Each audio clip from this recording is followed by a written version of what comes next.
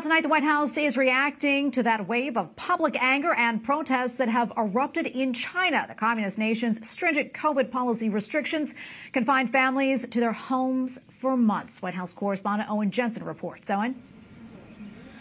Tracy, good evening to you. Just back from his Thanksgiving break, the president still has plenty on his plate, including a possible rail strike, the war in Ukraine, inflation. But first, we'll get to those developments in China.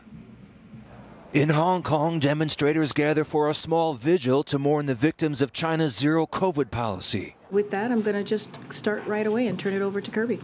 And in the White House press briefing room today, National Security Council Coordinator for Strategic Communications John Kirby was asked about the protests there. We're watching this closely, as you might expect we would. And again, we continue to stand up and support the right of peaceful protest.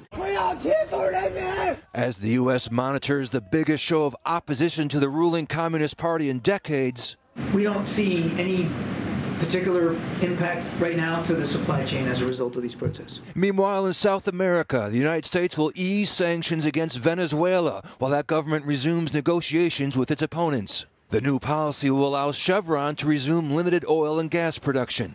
In addition, Venezuela agreed to let the United Nations manage a new fund to finance health, food, and education programs for the poor. Also, President Biden said his team is involved in negotiations to avoid a freight rail strike that could further disrupt the economy.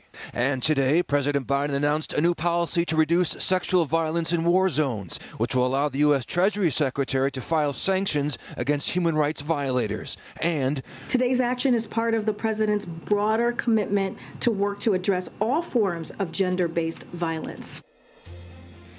Now, tomorrow, President Biden heads to Bay City, Michigan to talk manufacturing jobs and building the economy. And today, the RNC on Twitter, the Republican National Committee, slammed the Biden administration, saying, quote, "Bidenflation is wiping out the budgets of families." At the White House, Owen Jensen, EWTN News Nightly.